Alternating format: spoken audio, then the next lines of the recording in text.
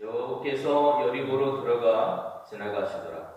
삭개오라 이름하는 자가 있으니 세리장이요 또한 부자라. 그가 예수께서 어떤 사람인가 하여 보고자 하되 키가 작고 사람이 많아 할 수 없어 앞으로 달려가서 보기 위하여 돌 무화과 나무에 올라가니 이는 예수께서 그리로 지나가시게 됨이로라. 예수께서 그곳에 이르사 쳐다보시고 이르시되 삭개오야 속히 내려오라. 내가 오늘 내 집에 유하여야 하겠다 하시니 급히 내려와 즐거워하며 영접하거늘 무사람이 보고 수군거려 이르되 저가 죄인의 집에 유하러 들어갔도다 하더라. 삭개오가 서서 주께 여짜오되 주여 보시옵소서. 내 소유의 절반을 가난한 자들에게 주겠사오며 만일 누구의 것을 속여 빼앗은 일이 있으면 네 갑절이나 갚겠나이다. 예수께서 이르시되 오늘 구원이 이 집에 이르렀으니 이 사람도 아브라함의 자손이미로다. 인자가 온 것은 잃어버린 자를 찾아 구원하려 함이니라. 아멘. 하나님께서 기도해 주신 대로 참 날씨가 많이 더워진 것 같습니다. 춥다 한 것이 엊그제 같은데요. 벌써 이제는 덥다 소리가 나는 것 같습니다. 오늘은 총리가 제정한 6.25 민족 화해 주일이면서 동시에 성령 강림주일 두 번째 주일이 되겠습니다. 우리는 수많은 갈등 구조 속에서 살아가고 있는 것 같습니다. 바뀌는 가족 구성원 간에도 말다툼을 하기도 하고요. 또 아파트나 이런 곳에 사시는 분들은 층간소음이라고 하는 것으로 인해서 잦은 다툼들이 일어나는 것 같습니다. 또 남녀의 갈등, 남자인이 여자인이 하면서 서로 갈등을 일으키고 또 지금 우크라이나나 러시아와 같은 나라와 나라 간의 그런 갈등들이 빚어지면서 전쟁이 일어나고 분쟁들이 일어나서 어려운 상황들이 이어지고 있는 것 같습니다. 이러한 분쟁을 조정하고 문제를 해결하러 나가는 것은 중요합니다. 그런데 어려운 일이기도 합니다. 이러한 것들이 해결되는 것을 우리는 화해라고 하는 이름으로 부를 수 있을 것 같습니다. 화해라고 하는 것을 정의하는 것을 찾아보면 이렇게 정의하고 있습니다. 갈등과 다툼을 그치고 서로 나쁜 감정을 푸는 것, 이렇게 정의하고 있어요. 각종 분쟁과 갈등의 상황들이 회복되어질 수 있기를 소망해 봅니다. 그리고 말씀의 은혜를 통해서 이러한 상황 속에 있는 모든 이들이 회복되어지는 은혜가 있기를 소망합니다. 오늘 본문에는 삭개오라고 하는 사람과 만나는 예수님의 이야기가 나오고 있습니다. 1절에 보시면 예수님께서 여리고로 들어가 지나가시다. 여리고라고 하는 성에 들어가서 지나가실 때에 삭개오라 이름하는 사람을 만났는데 이 사람의 직업을 보니까 세리장이요. 이 사람의 경제적인 상황, 그 사람의 환경을 보니까 부자였다 이렇게 말하고 있어요. 사회적인 모습으로만 보자면 그는 성공한 사람일 것입니다. 그리고 부를 누릴 수 있는 가진 사람입니다. 지위와 명성이 있는 사람입니다. 그런데 삭개오에 대해서 성경은 이 사람이 행복했다라고 하는 이야기를 하지 않고 있다는 거죠. 여러분, 우리가 성공하기를 원하고 물질을 갖기를 원하고 하는 이유들이 뭡니까? 그 이유는 행복해지기 위해서일 겁니다. 그런데 다른 사람들이 보기에는 많은 것을 가진 사람임에도 불구하고 삭개오의 인생이 행복하지를 못했습니다. 물질을 많이 가진 것에 비해 그는 참된 친구를 갖지 못했습니다. 권세는 많이 가졌을지 모르겠지만 이 사람은 존경받지를 못했습니다. 그의 같은 민족들의 사랑과 관심과 존경을 기대할 법한 위치에 있는 사람임에도 불구하고 이 사람은 그런 것들을 누리지 못했습니다. 왜냐하면 당시에 세리나 세리장이라고 하는 그 사람들은 로마에 충성하는 사람들이었기 때문에, 지금으로 하면 우리 시대의 이야기로 하면 친일파 정도 될 거예요. 친로마파의 사람들이. 그래서 이 사람들은 사람들에게 매국노로 여겨졌습니다. 사람들이 매국노로 여겨졌던 이유, 그리고 사람들이 이들을 싫어했던 이유는 로마에 대해서 친한 관계도 있었지만 또 다른 모습이 있었는데, 이 사람들이 지정된 세금보다 더 많은 세금을 걷어들이면서 자신들의 이익을 챙기는 모습을 취했습니다. 마치 일제시대에 친일파들이 했던 모습하고 다르지 않습니다. 똑같습니다. 그래서 사람들은 그들을 향해서 로마의 앞잡이 놈들, 매국노들, 로마의 개 이렇게 불렀어요. 법을 악용하거나 그 법을 통해서 사람들을 착취하는 일, 사람을 생각하는 것이 아니고 자기의 유익과 이익만을 챙기는 사람이었다는 것입니다. 그렇기에 사람들로부터 손가락질 당하고 외면당하는 인생을 살았던 것이 오늘 바로 삭개오라고 하는 사람입니다. 사람들은 삭개오가 지나갈 때마다 수근수근 거렸습니다. 그리고 그와 함께 자리를 하는 것조차도 기뻐하지 않았습니다. 삭개오는 물질과 권력이 많이 있었습니다. 그러나 주변에 사람이 없었습니다. 사람이 없는 것처럼 외로운 것이 없습니다. 이웃과의 관계를 잃어버린 사람, 그 사람의 외로움과 그 허전함을 그 누구도 채워줄 수 없었습니다. 그는 우리가 소위 말하는 왕따를 당하고 있었습니다.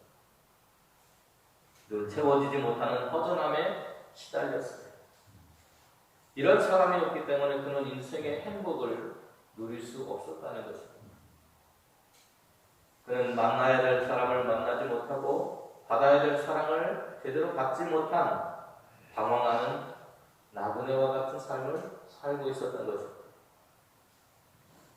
사람은요, 어릴 적에는 부모의 사랑을 받아야 되고요, 그리고 조금 크면 친구의 사랑을 받아야 돼요. 그리고 그 관계 속에서 선생님과의 사랑을 나누어야 되고, 그리고 우리는 영적으로 하나님을 만나야 돼요. 그래야 행복한 삶을 누릴 수 있습니다. 그래야만 병들지 않고 살아가는 것입니다.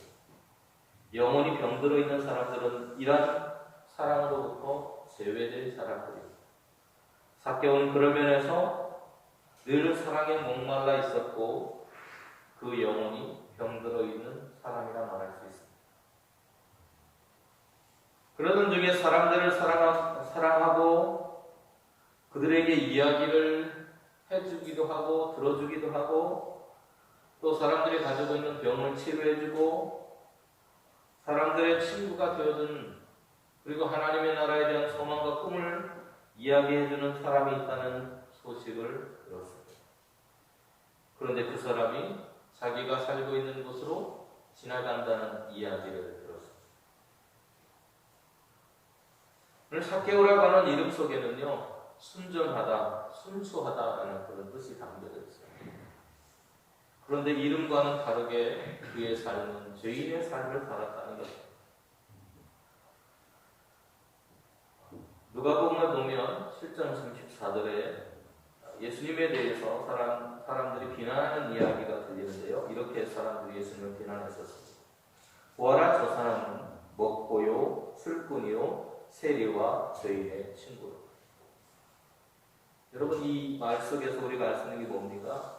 세리와 죄인을 동등하게 보고 있다는 것. 죄인처럼 여겼던 그 세리, 그들과 함께 있는 것조차도 사람들이 싫어했던 모습을 발견할 수 있습니다. 예수님 당시에 유대사회에서 세리라고 하는 이름으로 표현된 죄인들에 대한 이야기를 들려주고 있습니다. 셀이라는 이름은 죄인과 같은 의미를 가지고 있습니다. 그와 함께 있는 것만으로도 사람들과 갈등 상황 속에 빠지게 된다. 그래서 누가복음 19장 7절에 보면 이렇게 말하고 있습니다. 예수님께서 삭개오를 만나서 내가 너의 집으로 가겠다라고 말씀했을 때 이렇게 사람들이 예수님을 향해서 수군거렸습니다. 무사람이 보고 수군거려 이르되 저가 죄인의 집에 유하러 들어갔다. 지금 삭개오를 누구라고 표현하고 있어요? 죄인이라고 표현하고 있습니다. 이 한구들이 삭개오라고 하는 사람이 어떤 평가, 어떤 인생을 살아가고 있는지를 보여주고 있는 거예요. 사람들로부터 철저하게 외면당하고 있는 겁니다. 물론 그가 가진 힘으로 사람들을 억누를 수는 있겠죠. 그런데 사람들과 관계 맺고 사람들과 정겹게 대화 나누고 이러한 인간적인 삶을 살아갈 수 없는 소외된 인생을 살고 있다는 것을 볼 수 있습니다.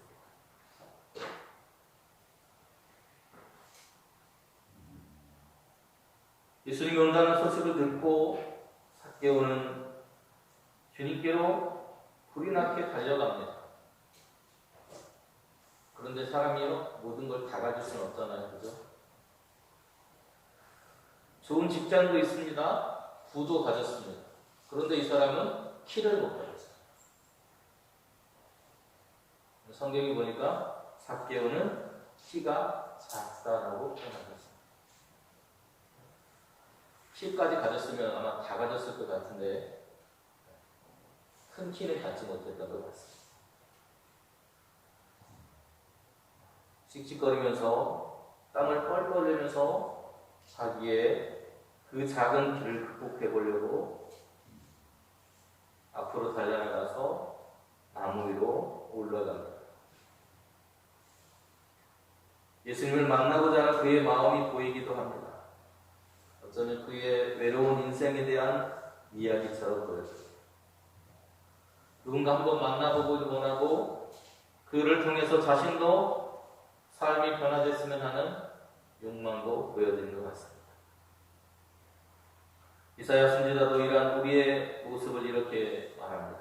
너희는 여호와를 만날 만한 때에 찾아 가까이 계실 때에 부르라. 우리는 어쩌면 하나님을 만나기를 우리의 마음 깊은 곳으로부터 바라고 있는데 그럼에도 불구하고 우리의 사정들이 형편이 안 된다고 때로는 포기하고 많은 경우도 있는 것 같습니다. 하지만 오늘 삭개오는 그에게 찾아온 갈등의 상황들을 어떻게든 극복하고 벗을 것입니다. 그는 예수님을 만날 수 있는 기회를 놓치고 싶지 않았던 것 같습니다. 재빠르게 뽕나무 위로 올라갑니다. 나무 위로 올라갔어요. 키가 작아서 예수님을 볼 수 없기 때문에 자신의 단점을 극복해 보려고 노력합니다. 공동 번역에 보면 이 뽕나무를 돌무화과 나무라고 이렇게 번역을 하는데요. 고대 이집트 사회에서는 이 나무가 어디에 쓰였느냐? 미라를 담아두는 그 관을 만드는 나무였습니다. 자신의 지위와 체면과 자신의 장애를 모두 생각하지 않고 그는 오로지 자신의 그 외로운 인생을 극복해 보기를 원했습니다. 자신의 지위와 체면과 자신의 모든 장애를 내려놓고 주님을 만나려 달려갑니다. 우리 인생의 삶의 장애가 때로는 찾아오고 사람들과의 갈등이 찾아옵니다. 그래서 도저히 견딜 수 없는 상황들이 우리에게 찾아올 때도 있습니다. 그때 우리가 해야 할 것은 우리의 문제를 가지고 주님께로 나아가는 것입니다. 오늘 삭개오는 구원을 향한 주님을 만나기를 소망하는 그 갈망을 가지고 주님께로 나아가는 것을 볼 수 있습니다. 그토록 만나기를 소망했던 예수님을 그는 만나게 되었습니다. 그리고 자신의 집으로 아무도 자신을 찾아오지 않겠다고 여겼던 그리고 아무도 자기를 찾아오지 않았던 그 삶에 자신이 그토록 만나고 싶었던 주님이 오시겠다는 이야기를 들었습니다. 얼마나 기뻤을까요? 아무도 찾아오지 않는 외톨이 인생에 누군가 자신의 삶에 들어와 함께 해주겠다고 손을 내밀고 있는 것입니다. 그 음성은 어떤 음성보다도 부드러웠을 것입니다. 그는 그 손을 놓치고 싶지 않았을 것입니다. 모두가 자신을 외면할 때 주님은 자신의 그 모습 그대로를 받아주시는 것을 경험했습니다. 예수님은 그에게 관심의 눈길을 보이시는데 성경은 이 관심의 눈길을 이렇게 표현했어요. 우러러보시다. 우러러보시다. 요즘에 드라마가 유행하니까 사람들이 유행어를 하나만 이렇게 하는 것 같아요. 유행어처럼 그 말을 따라하는 것 같아요. 한 드라마가 있었는데 그 드라마에 보니까 이런 대사를 하더라고요. 나를 추앙하세요. 나를 추앙하세요. 떠받들어 달라는 거죠. 자기를 알아주고 떠받들어 달라는 거죠. 사랑해 달라는 거죠. 추앙한다는 말은 사랑해 달라는 거죠.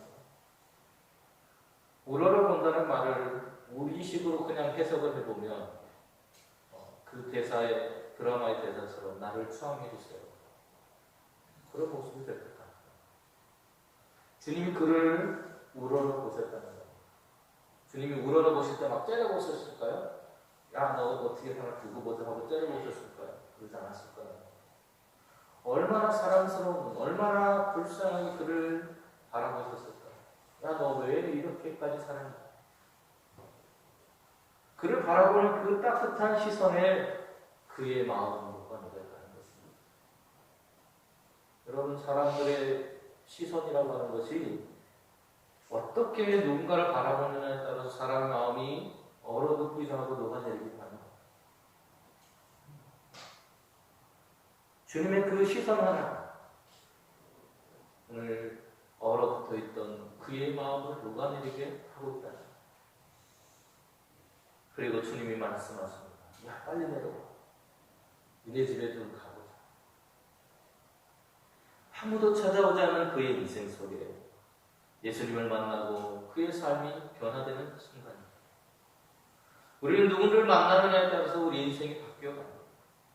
누구를 만나느냐에 따라서 우리의 삶의 갈등이 해결될 수도 있는 것입니다. 그런데 왜 예수님께서 삭개오를 그렇게 특별하게 선택하시고 바라보셨을까? 그 이유는 성경이 말해주지 않습니다. 그런데 우리가 추측해 볼 수 있는 것은 이름을 부르신 것을 보면 아마도 이전부터 그의 소문을 듣고 계셨던 것은 아니었을까? 아는 사람은 아니었을까?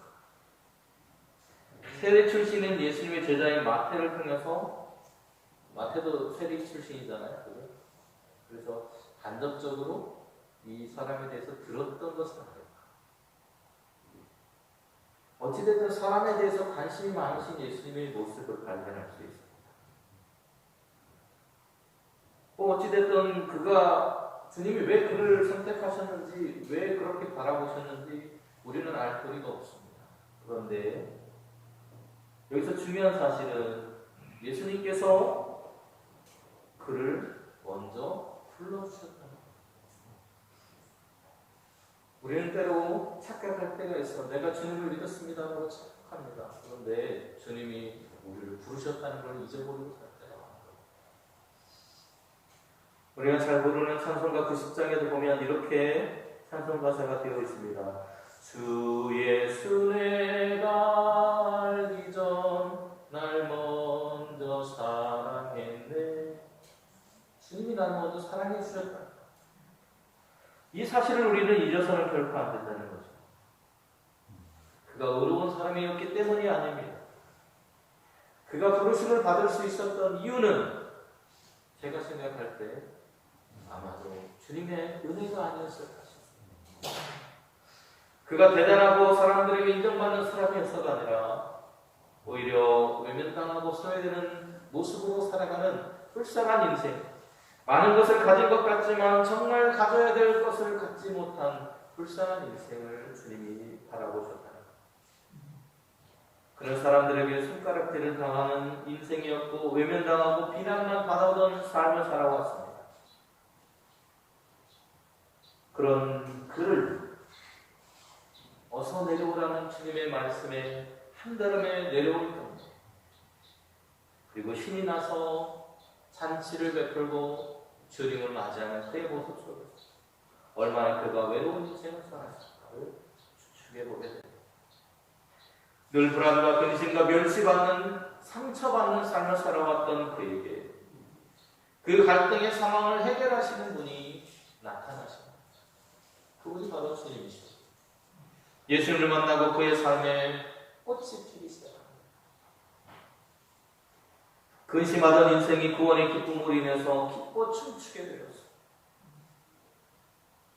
이 사람은 평생 뇌물수수하고 토색질하는 것, 또 부유한 삶으로 혼자만 살았을지도 모르겠어요. 그 모든 것들이 결국 하나님의 축복이어서가 아니라는 것. 우리는 때로 착각할 때가 있어요. 많은 물질을 가지고 많은 권세를 가지고 그렇게 살아가면 내 인생이 행복할까? 또 그것이 하나님의 은혜라고 착각하는 사람일 때도 있습니다. 그러나 우리가 불법으로 물질을 모은다든지 다른 사람의 마음을 아프게 하면서 그 자리에 도달했다면 우리는 우리의 인생을 돌아보아야 된다. 삭개오는 그런 삶을 살았던 겁니다. 나만 괜찮으면 괜찮아. 나만 잘 살면 되지. 나만 부자가 되면 괜찮지. 그러다가 정말 붙들어야 될 사람들을 다 놓치고 혼자 외롭게 살던 그를 주님이 그의 집에 가서 어루만져 주셨던 것입니다. 주님의 은혜를 경험하고 주님의 사랑을 경험하고 나서야 그는 자기의 삶을 돌아보고 회개합니다. 그리고 뭐라고 말합니까? 이렇게 말하죠. 주님 보십시오. 내 소유의 절반을 가난한 사람들에게 돌려주겠습니다. 또 내가 누구에게 강제로 빼앗은 것이 있다면 내 배로 갚겠습니다. 원래 이스라엘은 배상제도가 있습니다. 어떤 거를 사람에게 물어주려면 갑절로 이렇게 물어주게 되어 있는데 이 사람은 네 배로 갚겠다고 하는 그런 마음을 보이고 있다. 그런데 중요한 것은 이 사람의 삶의 변화가 일어났다는 것이죠. 지금까지는 누구만 바라보고 살았어요? 자기만 바라보고 살았어요. 나만 바라보고 살아가던 사람이 주님의 은혜를 경험하고 나서는 그의 시선이 누구를 향하고 있습니까? 다른 사람을 향하고 있습니다. 이게 그리스도인 아닙니까? 나만을 위해서 살아가는 인생이 그 시선이 그 삶의 길이 나만을 위해서 살아가는 삶이 아니라 이제는 주님과 함께 다른 이들을 돌아볼 수 있는 마음이 생겼다는 그런 여유가 이제 생겨난 것입니다. 여러분 사랑받으면 이렇게 됩니다. 사랑받지 못하고 경직된 마음은 누군가를 바라보지 못합니다. 그런데 사랑을 받고 나니까 그의 마음이 변화된 것입니다. 지옥 같던 그의 마음에 천국의 꽃이 피어나기 시작합니다. 기쁨이 생겨나기 시작했습니다.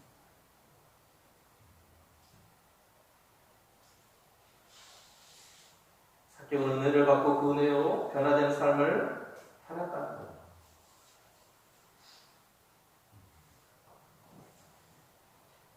이제는 죄의 종이 아니라 의의 종으로서의 삶을 살겠다고 말하고 있는 것입니다.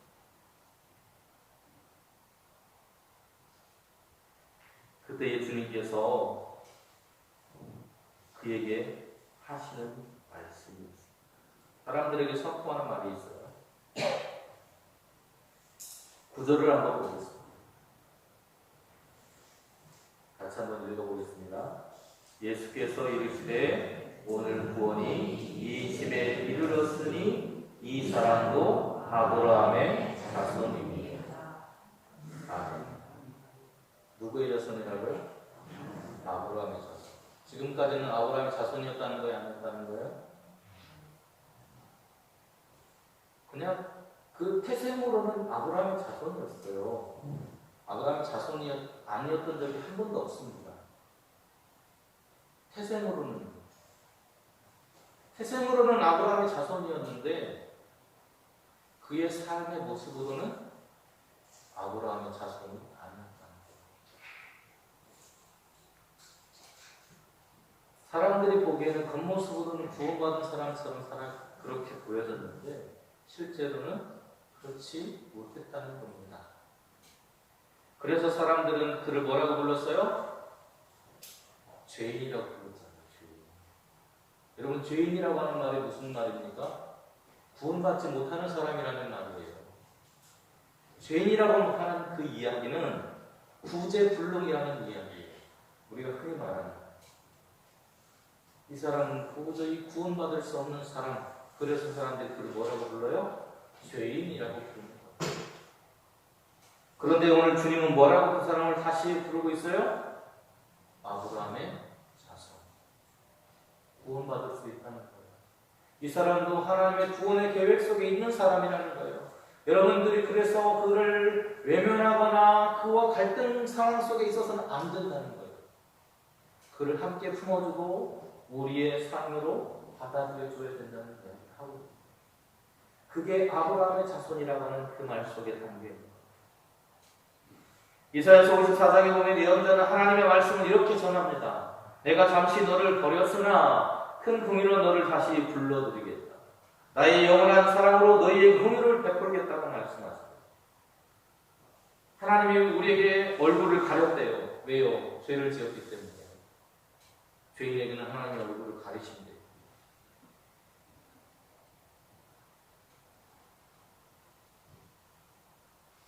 그런데 그것이 잠시였다고 말합니다.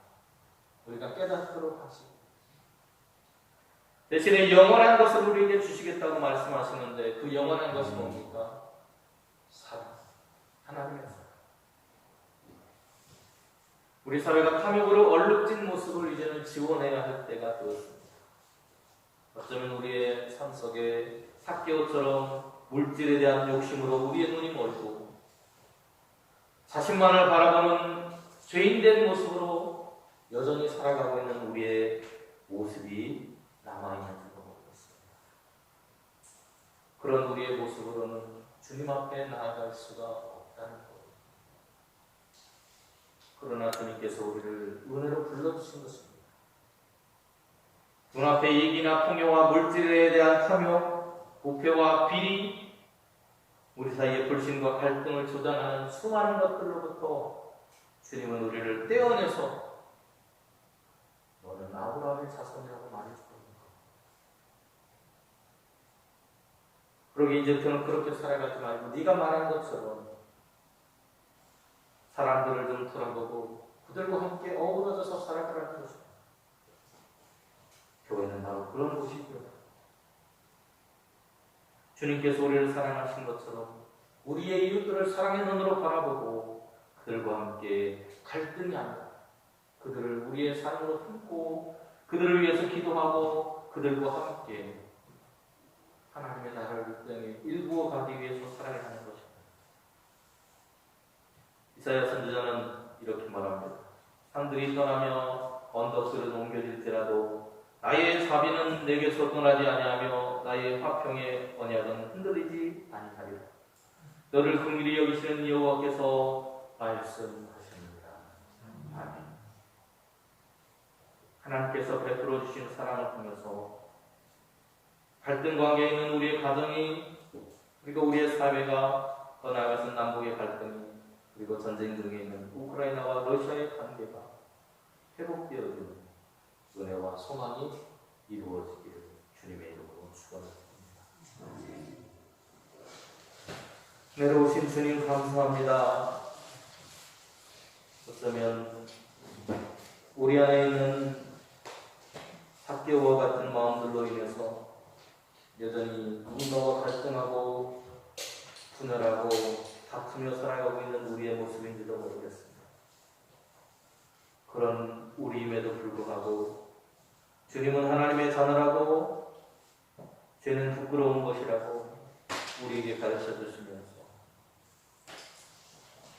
이제는 그 죄를 떠나서 내가 너를 사랑하는 것처럼 너도 너의 이웃을 사랑하며 살아가야 하는 것이라고 말씀하고 계신 줄로 믿습니다.